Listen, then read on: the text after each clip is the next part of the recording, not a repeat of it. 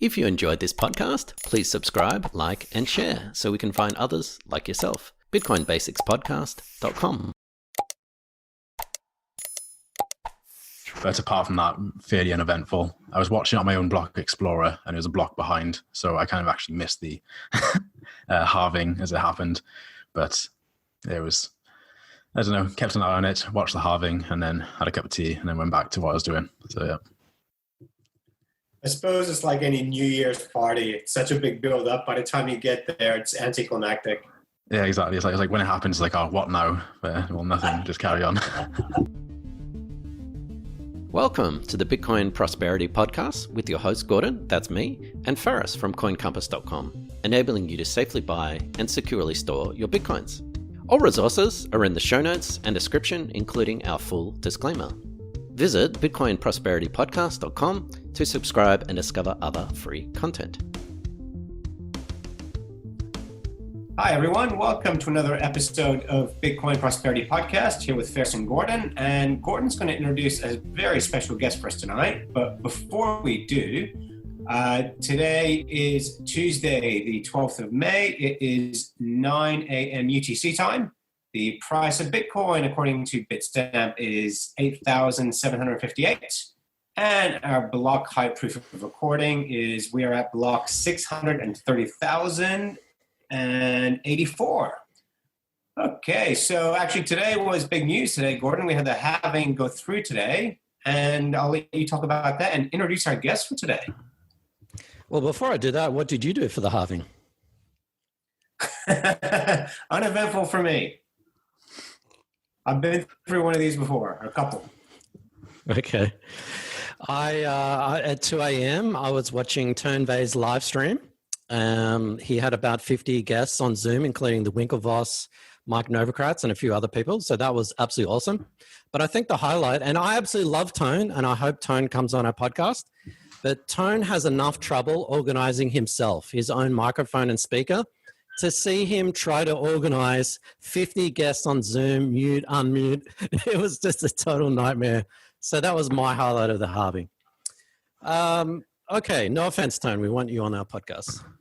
Today, we have a very special guest, and we're actually really privileged to be able to interview people from all walks of life and different aspects of Bitcoin. So it's an honor to do that. So we're going to introduce Greg Walker. And usually what we do, Greg, is we say, tell us about yourself sort of thing. But I thought I would read from your website, and then you can say whether that's correct or not.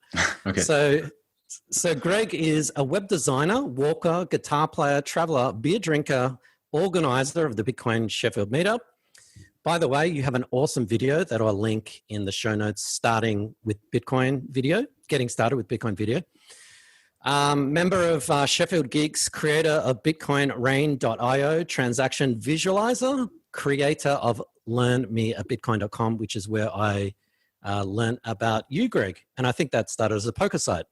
How correct or incorrect am I? That's fairly good. Yeah, that'll do. Thank you very much. That's a very kind introduction. Well, tell us, who is Greg Walker besides all that?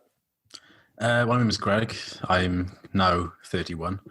I've been interested in Bitcoin for about 5 or 6 years now. And when I first used it for the first time, I thought, wow, this is quite impressive. Like this works, why have we not had this before? So I looked into what it is, and I was really just, very impressed by it. I thought I was amazed. So I've been sort of trying to learn how it works for the last 5 or 6 years. And I've been making a website, with explanations of how I understand how it works to hopefully try and help other people to understand how it works too. But in general, I just like computers and I like making websites. I like the fact that you can create anything on your home computer, and then anyone in the world can see it. I think that's really cool. So I've been doing that since I was like 15, 16, and I'm still doing it now, still trying to create something cool. So yeah, that's me. You're a man after my own heart, but because you've got long hair, you're either a musician or a Unix developer. Yeah, I'm the latter. Well, I'm not a developer. Well, I'm not a developer, but I do run Linux. So that'll be that. Fair enough. So just before we get into some other questions. What did you do during the halving? Was it eventful? I mean, what is the halving? Do you want to explain to our audience what it is and what it means? Yeah, sure. So the halving. So the blockchain is one big file of transactions, and every 10 minutes, on average, a new block of transactions will get added onto that file, and it takes energy to do so.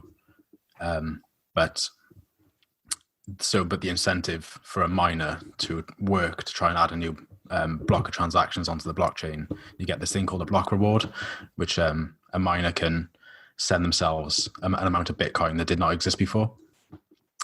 So when Bitcoin first started, this block reward was 50 Bitcoins. And every just over 200,000 blocks, the reward that you can get from a block halves.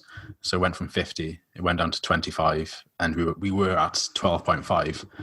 And then yesterday, it came up to block 630,000, and so it halved again to 6.25 Bitcoins. So the rate of new Bitcoins entering the system has halved, as expected. But it happens every 4 years, so I suppose there's not really a lot going on day to day. Bitcoin just runs as it does every day normally, but I suppose the halving is a point where things change. It's mostly uneventful because it's all expected, but it's something to be interested in. So, but I didn't do too much. Had a few bets on with the people of Bitcoin Sheffield, trying to guess the exact time of the halving. I didn't win, but it was worth it. It was a bit of fun. But apart from that, fairly uneventful. I was watching on my own Block Explorer, and it was a block behind, so I kind of actually missed the halving as it happened. But it was, I don't know, kept an eye on it, watched the halving, and then had a cup of tea, and then went back to what I was doing. So yeah. I suppose it's like any New Year's party. It's such a big build up. By the time you get there, it's anticlimactic. Yeah, exactly. It's like when it happens, it's like, oh, what now? Well, nothing. Just carry on. That sounds like a typical British response. And speaking of British, Greg, what is because I mean, I guess most podcasts are US centric, and a lot of the guests that we've interviewed are from the US. What's the scene like in the UK from a developer and adoption point of view? What's happening in Bitcoin? I wouldn't say I've got my finger on the pulse of like the British crypto scene, but I've been to a few events. We have a few events, like London's quite obviously the most popular for Bitcoin-based events. Manchester has a few events too. I suppose there's things going on, definitely. I'm probably not the best person to ask about what's hot. But then again, I suppose Bitcoin's very digital. Project, so it doesn't really matter where you are located, like physically, you can always get involved. Me being in Sheffield, I wouldn't say Sheffield as much as I'm running a lovely Bitcoin meetup group. I wouldn't say it's a hub for Bitcoin at the moment, but it doesn't matter because everything's online and on GitHub and things like that. So, but I suppose you could live anywhere. The UK is a nice place to live, so yeah, I wouldn't. Yeah, I think that's all I got to say on it. Fair enough. So we asked this question to all our guests. What was your aha light bulb moment when you first looked or even when you first bought Bitcoin? What was that experience like? Just sending it from one wallet to another. I think I bought something, and as soon as I paid for it, it was like, oh, wow, like, why have we not had this sort of technology before? That just worked. That was so simple and so easy. It was like sending an email. And it was like, oh, we've had PayPal in the past, but you always felt like, you're asking someone to transfer the money for you, or you're going through someone, you're waiting for permission for something to be authorized. But when I made a Bitcoin payment, it was like, oh, just almost instant and just so easy. I was like, well, why have we not had this before?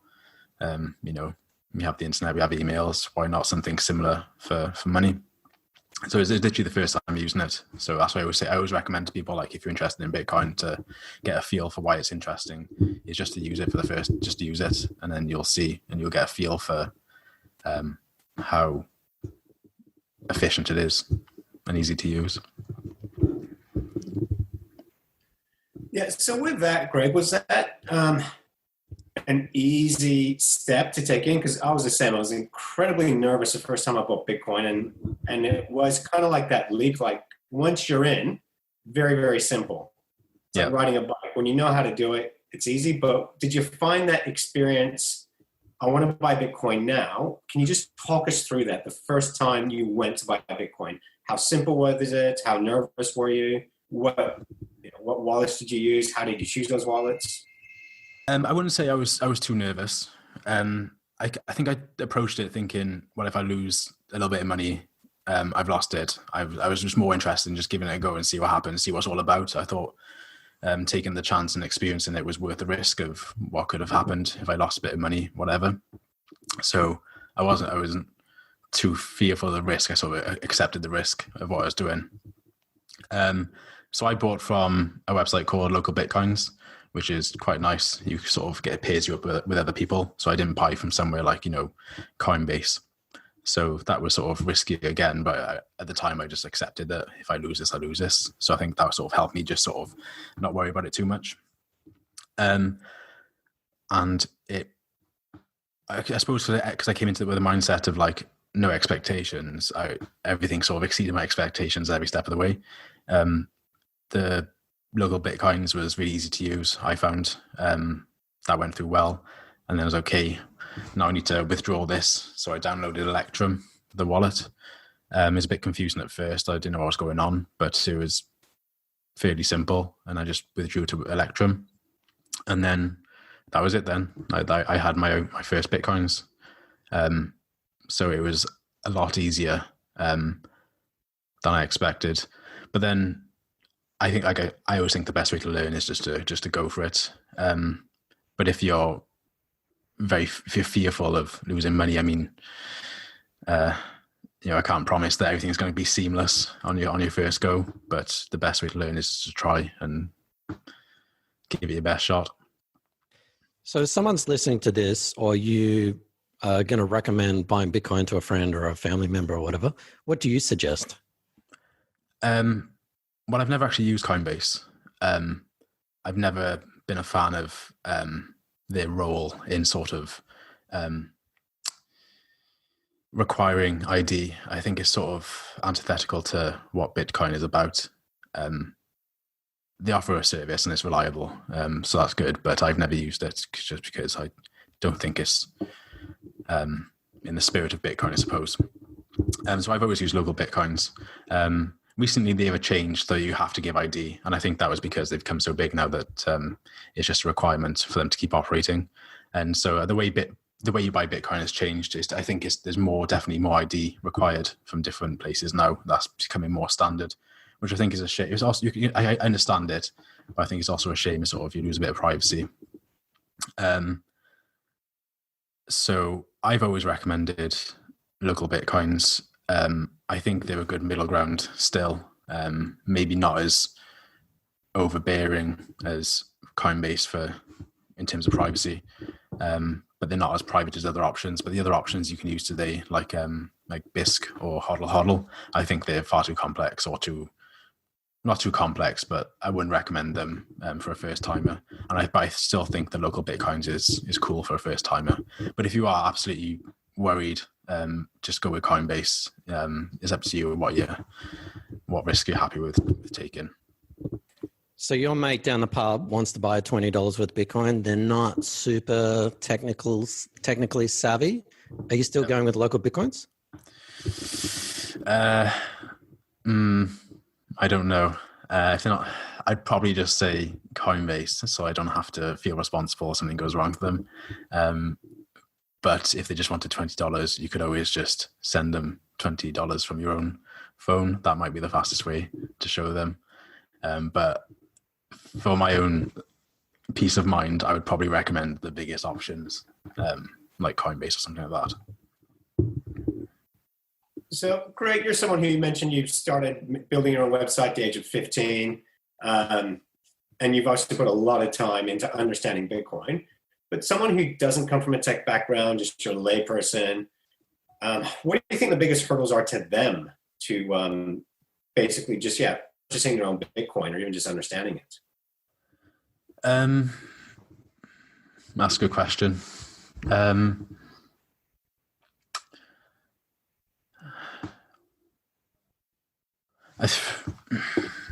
suppose ultimately, eventually, people won't need to understand how Bitcoin works. It's like driving a car. Like I drive a car and I can use it, it's all fine, but I'm not very good at fixing it. I could probably change a headlight. That's all I need to know. But as far as the mechanics go, to the engine and the gearbox and stuff, I don't know how that works or how to fix it. So I suppose eventually that people won't need to know how Bitcoin works, apart from maybe having a general understanding. I think that I suppose there's a lot of resources out there, as I was saying with Gordon earlier, that there's quite a lot of good information out there on the internet to learn how Bitcoin works, but I suppose it's quite spread apart. I think over time, people will just get a generally better understanding of Bitcoin. I don't think I suppose it can be technical, depends where you're looking. I'm not sure how to best answer. But I think the best thing you do is just start using Bitcoin and just go for it, and then just learn as you go along. Yeah. No, that was a curly question because it's something we've been dealing with. And Gordon's an IT background. I'm in finance economics background, and so for us, it's been answering that question: what is Bitcoin? How do you buy it? Has been a long, arduous journey because you need to understand the technical side of it, and you need to understand the economics and finance side of it. So it's it is challenging, but as you said, and as you show in your video, once you show people how to send it from one phone to another, you actually see the light bulb over the head turn on. It's like, oh, right, I get it. Yeah, exactly. Well, the answer is actually doing 6 months worth of research, reading all kinds of libertarian material, downloading a Linux server, running a full node over Tor, and then you, with your non-custodial wallet, syncing that to your full node. That's sort of the standard answer. Oh yeah, that is the prescribed method. And you do it while wearing an aluminium foil hat. Absolutely. Yeah, I mean, I'm not Coinbase is one of those things, Greg. I'm not a fan of Coinbase, and I can't remember the company that they took over who was basically doing all kinds of illegal KYC and all kinds of stuff. The name escapes me, but not a fan of them. But then again, on the other side, if you're buying $20, $30, it's not the end of the world that you get KYC Bitcoin through Coinbase, just to play around with, transfer it to your wallet, see how it works. And then when you get serious and you want to buy some serious Bitcoin, you use local Bitcoins, or even HODL. HODL isn't it's a little bit more technical, but I think people eventually will be able to work out sort of how that works. And the benefits of buying non-KYC Bitcoin, you don't worry about your privacy today, but you will worry about it in about 5 years. So I agree. I don't think it's the end of the world, really. I know. I think if it's like a sort of an easy entry point to get your feet wet, I suppose that's better than not buying anything at all. So yeah, I agree. Yeah. So someone who's not as tech savvy as Gordon, that's what I find is I feel more comfortable when they've got an easy user interface. I can't appreciate the back end like you guys can. I can't appreciate the security like you guys can. If I look at, like, for example, Kraken's user interfaces, not that great. Whereas Zappo had a brilliant one. And I bought my first Bitcoins from Zappo, and I really liked just very simple user interface. And it was a little bit more expensive to buy from Zappo, but the fact it was so easy to use, to me, felt like I'm not going to make a mistake here. Yeah. So one thing with this show we find as well, many podcasts, we get people on, we talk about the great things about Bitcoin, and that's our role, to educate people about Bitcoin. From your perspective, so Bitcoin fixes many things. What can't or hasn't Bitcoin fixed? Oof. Well,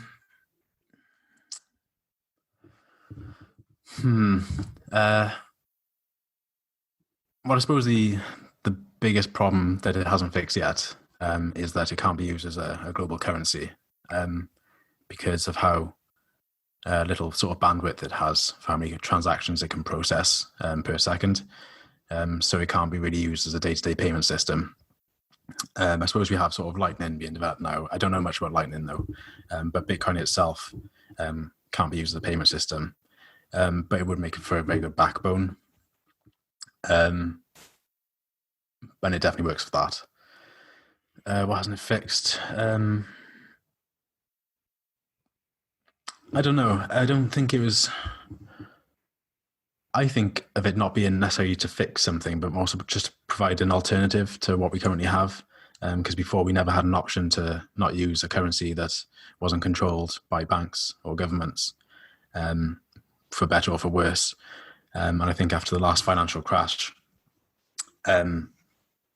Satoshi was motivated to create something that's worked outside of the current financial system, just as an option. And so I think he succeeded in doing that. So I don't know what it fixes exactly, but I think it works as an alternative to what we've currently got, and it's up to people to decide whether they want to use that instead. And now we have the option, which is a good thing. That's how I sort of see it, its role in money. That's brilliant. I couldn't agree with you more. And that's a thing that it seems there's a lot of heated arguments about Bitcoin, because some people see it as it exists to remove the central banks, remove government currencies. That's not going to happen. But as an alternative, that's exactly how I see it. Yeah, I don't think it's like an either or. I don't think it's an all or nothing proposition where everyone's using Bitcoin or everyone's using banks. I think they can both coexist. I think people are always going to want to not have to worry about looking after their own money. So obviously Bitcoin is custodial, so you have to take care of your own funds, which is good. We haven't had that option before, so now you can sort of control your money as opposed to sticking it under your mattress. You can have something that's more practical with Bitcoin. But I don't think everyone's going to want to do that moving forward. So it's nice that we can, but I think people are always going to want to have other people look after their money for them so they don't have to. So I think you'll always have banks in some form. But how that looks in the future, I don't know. But it'd be very interesting moving forward to see how they sort of exist together. Well, Binance is basically the new sort of crypto bank, isn't it? That's certainly how they're heading. One of the arguments from no coiners, or at least even people who have Bitcoin, and I've helped a couple of friends recently just buy $100 worth of Bitcoin, but it's sort of sitting on their mobile phone. And one of the arguments is not that Bitcoin's useless, but it's like, well, what can I do with it? It's sitting in my wallet doing nothing. So why do you think there hasn't been more merchant adoption? And perhaps, does that really matter that you can't do anything with it? Well, I do a few things with it. I probably don't use it as much as I probably could, but there's a few websites, like there are a lot of tech websites, like I buy domains, like from Namecheap using Bitcoin because that's nice. I pay for hosting for my websites with Bitcoin. I buy computer hardware with Bitcoin. So where I can use it and spend it, I will. I also get paid by some companies for advertising in Bitcoin, so that's handy. So instead of having to go through cumbersome bank transfers, Bitcoin is very, very easy to use. So it can be used, but I suppose it depends if you're working with other people who use it too. I suppose it depends on your experience of how useful Bitcoin is. But I suppose ultimately, maybe some companies are aware that Bitcoin can't be used as a payment system for all kinds of payments. It's probably going to be used for more wealth transfers or something like that in the future. And maybe fear and uncertainty and regulation might be holding them back from, major companies from adopting it because they don't want the headache, and the number of users up until now probably isn't worth the effort of all the risks they'll be taking to accept Bitcoin as a payment per payment. I don't know, maybe with time, with more people using Bitcoin, more people aware of it, things might change. I think it's just a time thing and awareness, and that can't be rushed. But there are some places that use Bitcoin, which is nice, but maybe if there was more, it'd be more apparently useful for more people. But I think it's just a time thing, see how it goes. Hopefully more people will start using it and offering if there's a payment. Yeah, I totally agree. And by the way, Greg, I was talking about normal people, not like us who would like buy stuff with Bitcoin. I was talking about the person going down and getting a haircut or going to the bakery with Bitcoin. Oh, yeah. And like, well, I can't use it. So what's the point of it? It just sits in my mobile wallet. Yeah, the balance goes up and down. Sometimes it's $101, sometimes it's $97, but I can't use it. But I think you're right. It just takes time. And I think we're super impatient. Like, this is such a nascent technology that we're kind of expecting to take over the world and all this kind of stuff in, the space of 12, 13 years. So I can definitely see more Bitcoin adoption. And I think Lightning, without saying it's the holy grail or anything like that, there may be some other layer 2 solutions that come along. That really is going to facilitate these instant transactions. And Lightning does actually do instant, like within 1 to 2 seconds transactions. So I definitely think that's coming. Do you want to learn how to safely buy and securely store your Bitcoins? CoinCompass.com is running a free 2-hour webinar on Sunday, 31st of May. To register and for more details, visit CoinCompass.com/webinar. I guess the reason why we actually had you on our podcast, Greg, I just going through my notes, was coming across your website, learnmeabitcoin.com. What was your impetus behind that? And why did you decide to do that? And what is it, just for fun, or did you actually want to learn something yourself, or what? Tell us about it. Yeah. So before, I've always made websites since I was young, since about 15, and in my late teens and early 20s, I was really interested in online poker. So I was playing that a lot because it was a way to sort of make a bit of money off the internet rather than getting a job at McDonald's. So I was doing that for a while. And then over Christmas one time, I was a bit bored and I thought, instead of playing poker all the time, I'll make a website. What should I make a website about? Well, my interest at the time was poker. So I started to make it like a poker website, but I didn't know what to put on it. So I thought, I'll write poker strategy. I'll try and explain how to play poker and how to win money playing poker. So I was doing that for a while. And I did that for about 4 or 5 years. I was able to sort of make money doing that. But then after 4 or 5 years, I completely lost interest in poker because it's just a game and you're not really creating anything of value. You're just sort of playing the game and hoping to win money. So I didn't do anything for about a year. I had other things I was dealing with at the time as well. But then after about a year or two, I needed to start doing something, and I'd only recently used Bitcoin for the first time. I thought, wow, this is interesting. And I thought, I've got to start doing something. So I thought, I'll make a website and I'll do exactly what I've done before, and I'll just make a website about something I'm interested in, Bitcoin, and try and explain how it works. So I started doing that and just been going from there. I think I've learned over time how little I knew at the start. I thought it would be a lot more easier to explain. I think I've got a decent understanding of it now.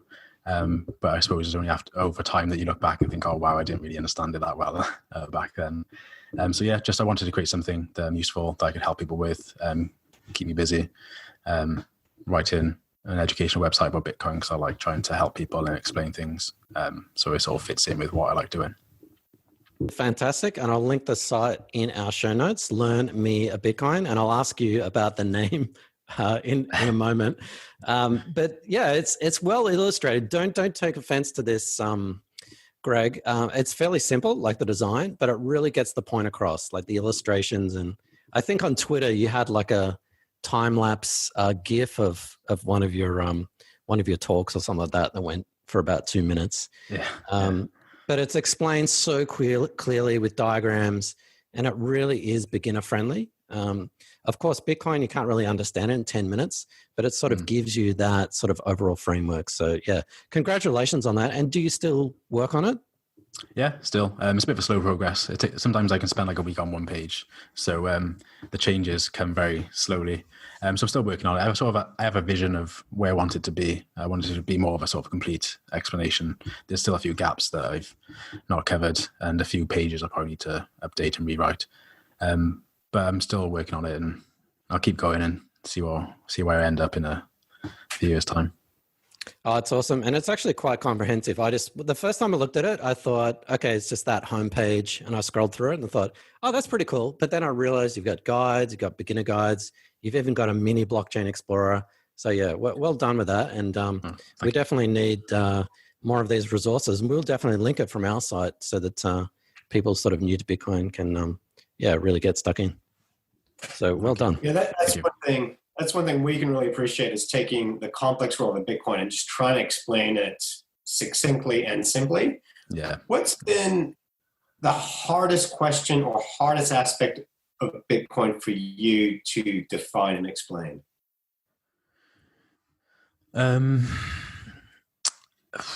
I think possibly. Oh, that's a very good question again.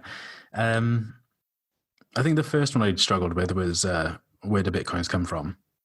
I couldn't fully explain that for a while in a way that sort of people would be happy with. Where do they come from, Greg? That's cool. They're just magically printed and then they appear in your wallet. That's what I thought. World of Warcraft gold. Awesome. Internet funny money. I suppose another one is like, so who controls Bitcoin? That's another rabbit hole. I suppose it's people asking questions that are obviously make sense, but don't fully realize to explain it is probably a whole topic, a whole 2-hour.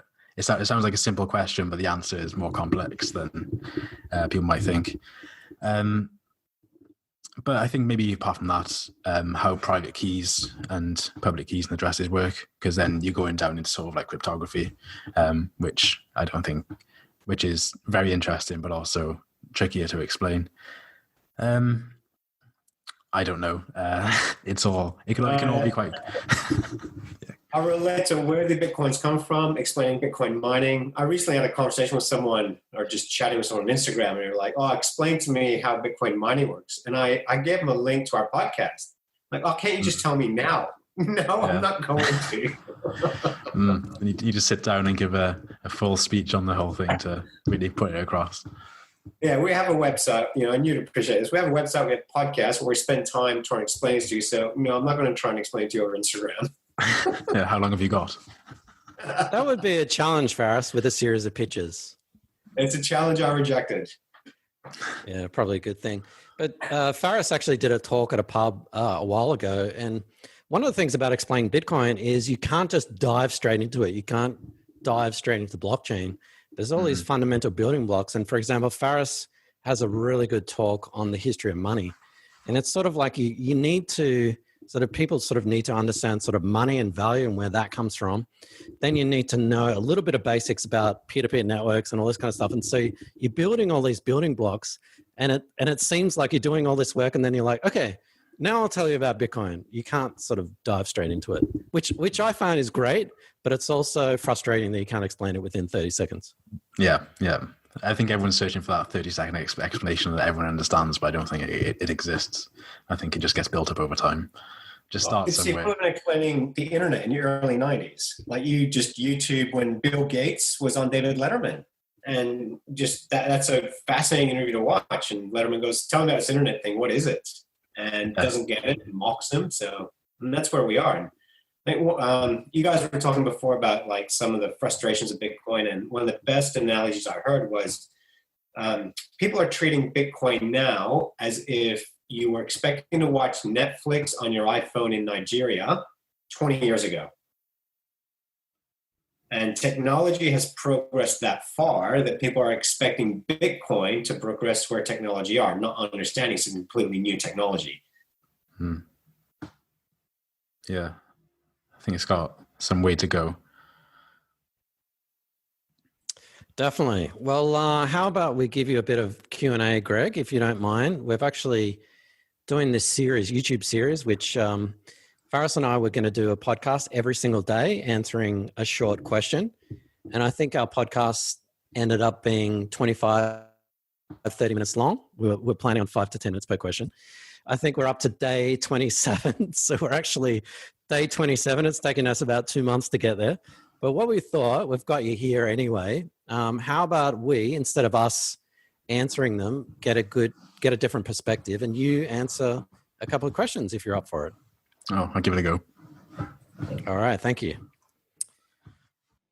One of the things that makes Bitcoin really interesting to me is its ability to decentralize currency. A lot of problems have come with government monopolies over currency, and that the ability of the peer-to-peer technology to decentralize that authority is good in a lot of ways, but it also makes it a threat to those power structures.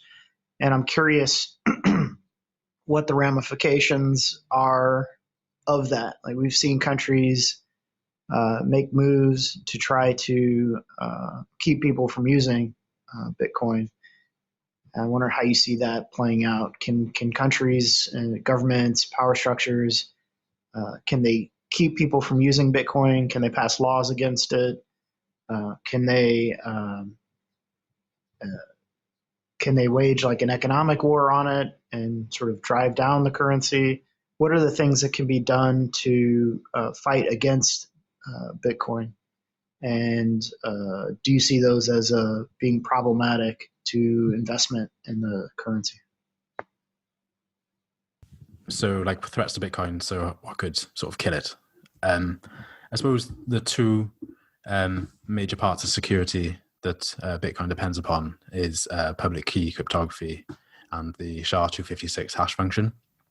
So that's obviously a bit technical to get started with. But first of all, the hash function, a hash function is just like a little mini computer program that you put some data in, and it scrambles it and it spits out a small, almost randomized fingerprint for that data. But the way the hash function works, you can't control what data comes out of it, the fingerprint. And every time you put a different piece of data in, it'll scramble it and produce a new, unique piece of data. So that is used when mining blocks. So if you want to add a new block of transactions to the blockchain, you sort of put the block of data into the hash function, and hopefully you'll get a fingerprint that starts with a certain number of zeros. So this then creates like a network-wide competition where everyone's hashing these blocks as fast as they can to try and produce new blocks that start with a set number of zeros. And that's how the blockchain is built. So this whole system depends on nobody being able to control what comes out of the hash function, sort of being able to analyze it and then create blocks in a certain way where they can intentionally, without having to work hard, produce valid blocks to add onto the blockchain. So if people were able to do that, then they could rewrite parts of the blockchain, or just rewrite the blockchain. So it would lose its sort of network-wide competition then, because someone would have an unfair advantage. So the strength or the security of the blockchain depends on this hash function being not sort of gamed. But I don't think any hash function has been broken in that way before. It's called like a pre-image attack, but that seems unlikely. So as far as like keeping the integrity of blockchain, that's one, the hash function not being able to be broken. Secondly, I suppose the other biggest threat, these aren't really threats because they're not, I don't see them on the horizon, but I suppose from a technical perspective, what could hurt Bitcoin or damage Bitcoin? The second one would be obviously your private keys and addresses. So if anyone could, when you create your own address, you start with a private key, which is a very large random number, and then you put that through like a mathematical function to produce a new number connected to it, and that's called your public key. So when you receive Bitcoins, you'll give this public key, it's called an address, to other people, and then they'll put this public key in a lock on a set amount of Bitcoins. And so when you come to spend them, you'll use your private key to create another number called a signature, which corresponds to that public key. And so the only person who can create valid signatures is the person who has the original private key that the public key was created from. So if anyone could look at your public key, which is public because it's on the blockchain, and then work backwards through that mathematical function to work out what your private key was, then they could steal your Bitcoins, and that would obviously undermine how people owned Bitcoins. So that would be the second thing. So just before you go on, do you stay awake at night scared of quantum computing? I don't know much about it or how it would have a much effect on Bitcoin. As much as I know, I've listened to other podcasts with people talking about it by smart people, and they don't seem too worried. So if they're not worried, I'm not going to worry about it too much at the moment either. But I don't know enough about it to be able to not be worried. or tell other people not to be worried. But it doesn't seem like it's something on the horizon at the moment. Yep. Sorry, I interrupted you. Oh, that's fine. But then, not being able to work back from so when you give somebody a public key, there's mathematical laws there that prevent people from working backwards to get your private key. It's quite interesting, really, how this is cryptography, how private keys and public keys work. But these have been around. The one Bitcoin uses, the system it uses, has been around since about the 90s, I believe. And it's not been broken. So it depends on that, but it seems very solid. And so unless there's some sort of mathematical breakthrough that's going to be fine. But even then, I suppose there are other sort of public key systems that could be used interchangeably in Bitcoin. But again, these are just, I suppose, these are two major building blocks that Bitcoin uses for security and for it to run securely. But I don't see them being broken anytime soon. But it's just two things I thought of that I suppose that are fundamental to Bitcoin that you wouldn't want to see being broken. How likely is a 51% attack? Oh, I think that's far more likely than either of those two things I just said from happening. I suppose that's more of a social or political sort of threat. I think it's about 2 or 3 years ago, there was I was very concerned that because there was a mining pool that came very close to over 50%.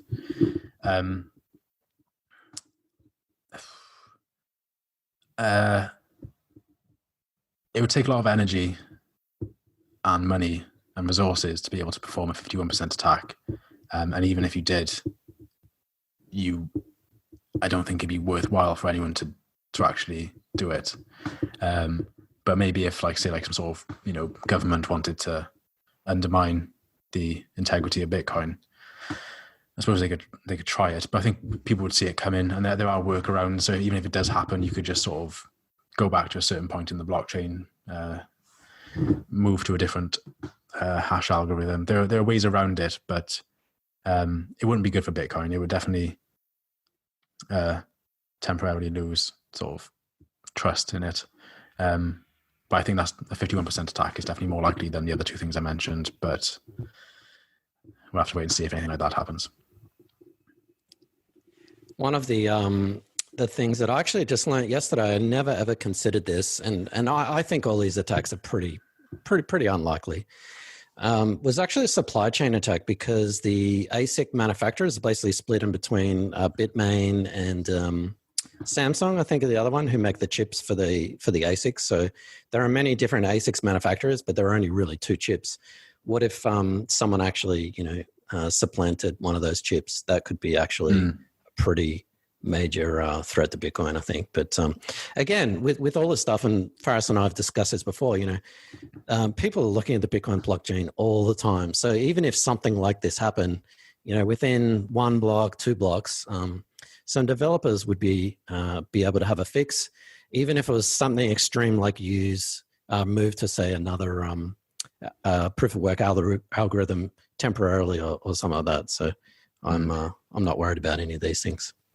Sorry, Gords, can you guys explain to a non-techie the attack on the physical chips that you just mentioned? So the Bitcoin miners, and I don't really want to go too far into it, but the Bitcoin miners, these are these specialized computers. So they're not computers that you run Windows 10 on. They're basically these shelf computers that have a CPU, they have fans, and they do one thing and they do one thing only. You can't play solitaire, you can't play Call of Duty on them. There's no mouse or keyboard. They just solve this mathematical puzzle that Greg was talking about to mine Bitcoin. But there may be many manufacturers, but those manufacturers are really just putting a case and a sticker over it if there are only 2 actual manufacturers of the CPU chips. So I believe, and don't quote me on this, Bitmain and Samsung are the only 2 manufacturers of these ASIC chips. And so if there was one of them to go rogue, or there was some malware in it or something, I have no idea, in one of them, then yeah, potentially overnight you could have, more than 50% of the ASICs, the Bitcoin miners, running this malicious mining or however they wanted to do it. Okay, but that's pretty far-fetched because it would just be a certain batch of the chips, wouldn't it? Well, yes and no. Think of the computer chips nowadays. Like everyone in their laptop, if you're running Windows, you've probably got an Intel chip. So there's really only a couple of manufacturers. There's Apple. Actually, Apple uses Intel as well. And there's AMD. So in the computing world, there's really only two manufacturers. Intel has about 95 and 90% market share. But if the same thing happened, yes, it's far-fetched. I'm just trying to play devil's advocate. If someone did actually put some code into one of those chips, you could potentially have more than 51% of the miners mining something malicious or try and take over the Bitcoin network. But those chips would only affect new supply. They wouldn't affect the existing supply, the miners that are already running, wouldn't they? Yes, that's correct. Yeah.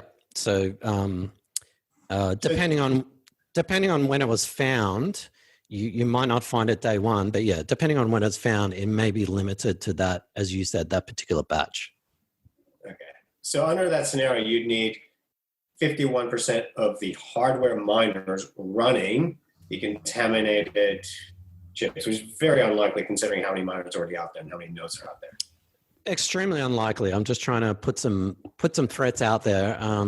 Then again, if they weren't discovered for a few generations of the chips, so for example, if there were miners produced today and they weren't discovered for another 3-4 months' time, that could be a serious problem because these computer chips have millions of lines of code in them.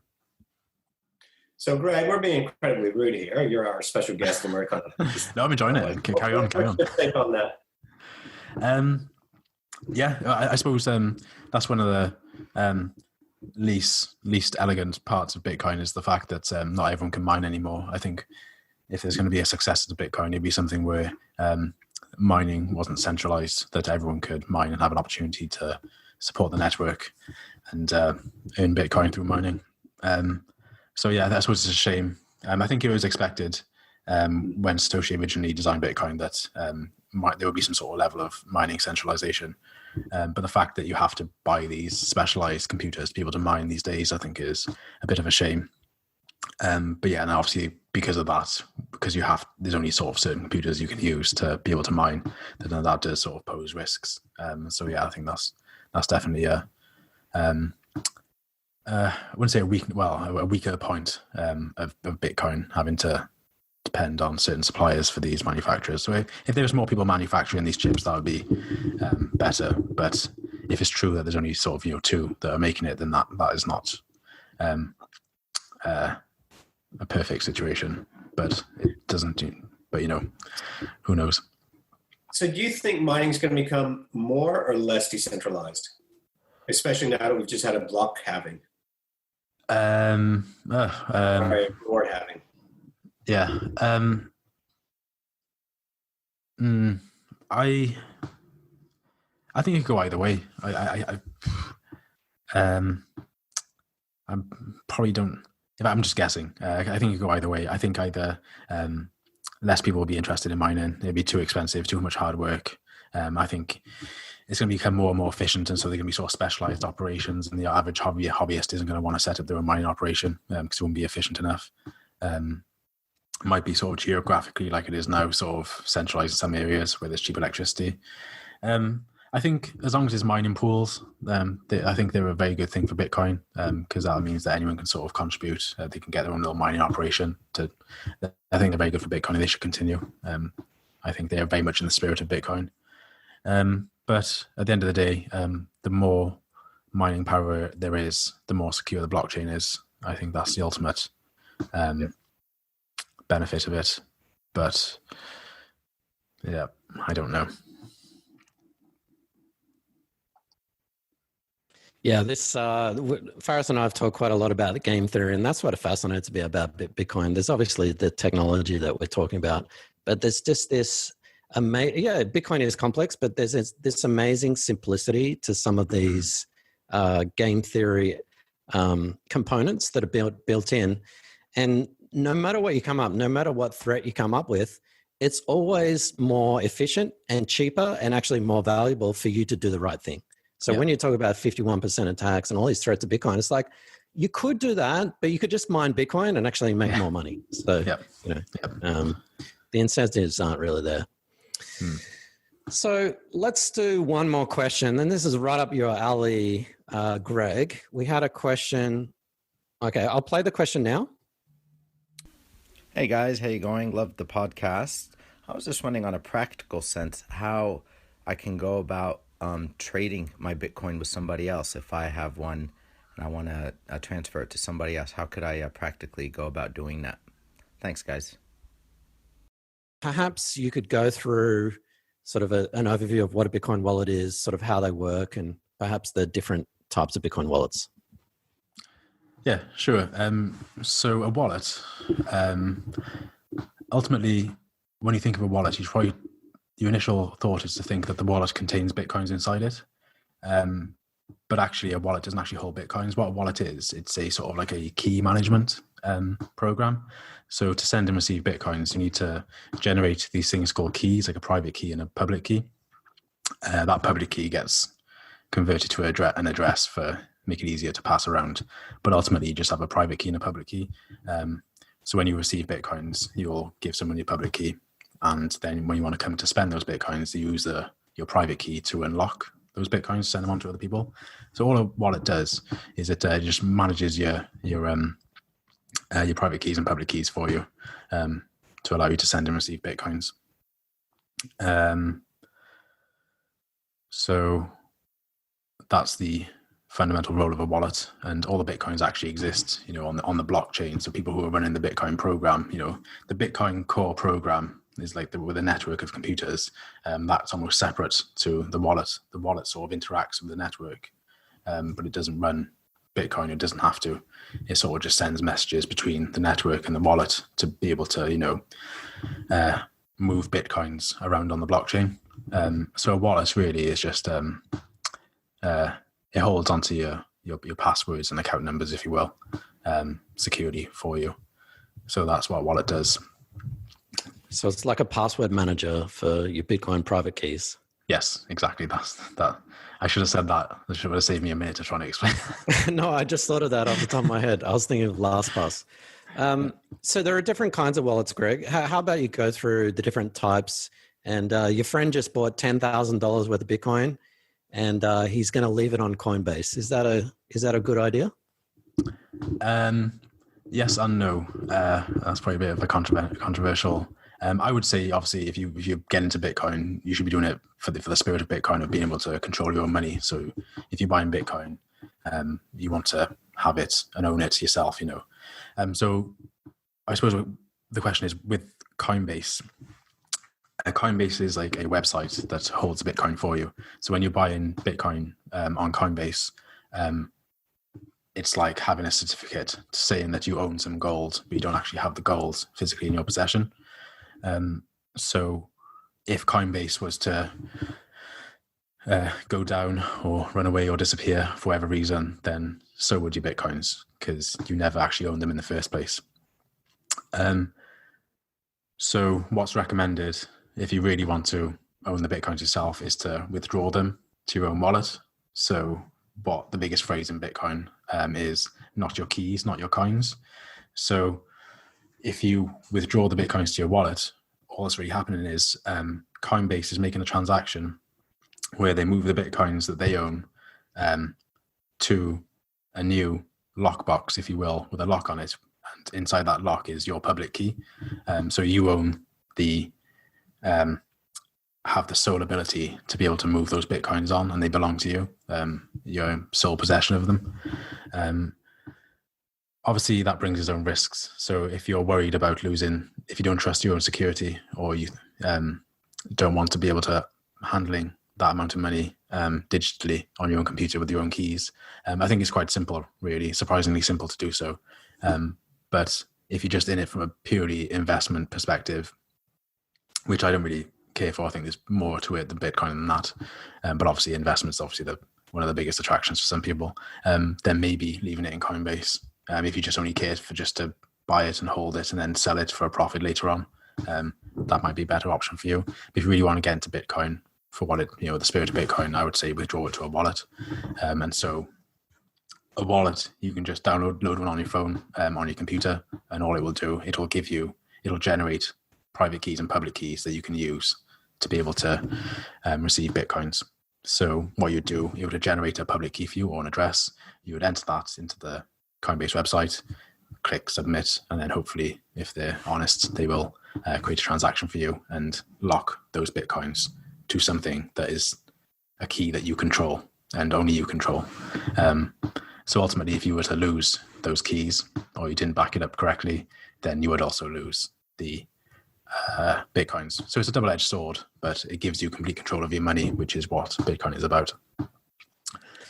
Yeah, I mean, I apologize for leading you down the garden path there, because that's basically what our business is all about: how to safely buy Bitcoins, but then how to securely store them. Yep. So hardware wallet versus paper wallet or metal wallet. Yeah. So I suppose they're different.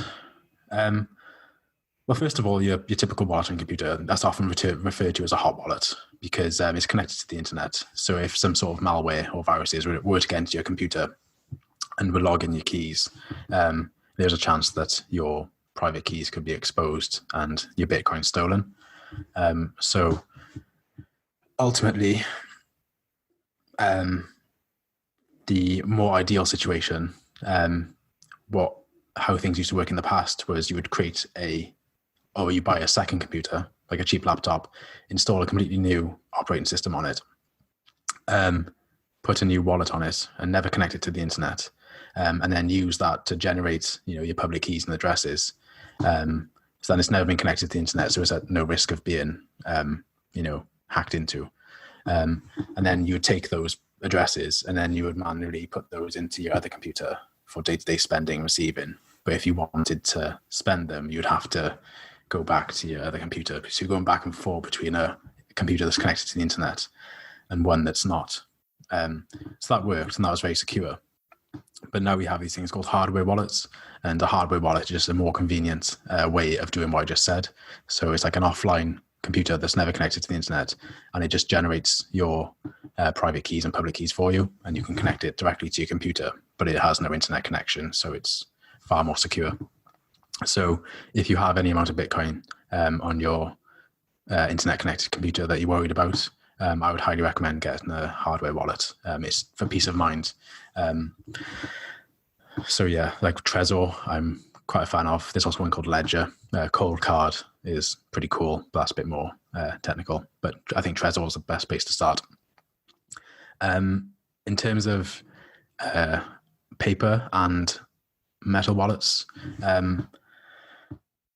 a paper and metal is more of a backup as opposed to a wallet. So when you first use a wallet for the first time, set one up, it'll provide you with a seed. And this seed is just like it's a set of 12 to 24 words, but ultimately it just represents a random number that no one else has seen or has used before. And that is used then to generate every single private key and public key in your wallet. So it's like the master key, if you will, for all your keys. So by writing that on paper or engraving it in metal, then that's a great way to back up your seed, because you want to keep it offline. So if you were ever to lose your wallet, as long as you've got this paper or metal with a seed on it written down, then you can always regenerate every single address that you've ever used. So, which is quite amazing, the fact you can just write some words on a piece of paper and it could hold millions of dollars on it. But obviously you still need to use a wallet for practical uses, like a hardware wallet or a hot wallet, to be able to send and receive Bitcoins. But the paper or metal is there just as a backup. In case any of those go down, you have to regenerate all your keys. We could go on forever. We've already been going for an hour, so we're conscious of your time. And I wanted to ask you some questions about multi-sig and all kinds of stuff, but maybe for another day and another podcast, Greg. Is there anything that we haven't covered or we haven't asked you that you want to plug, or anything you want to cover or say? No, just thank you for having me. This has been really, really, really good. It's good to talk about Bitcoin. It's good to be able to try and help. And I think what you're doing is wonderful, and I think you should definitely continue. I think Bitcoin can only really move forward with more education and helping people to understand how it works. So I think keep doing that, and I think Bitcoin has a much brighter future. Oh, thank you, Greg. Same goes to you. We know it's hard just putting yourself out there, standing in front of a group and talking about this stuff. It's can be quite intimidating. So really appreciate your work, and it's no, thank you. It was easy. At some point we can all meet in person somewhere.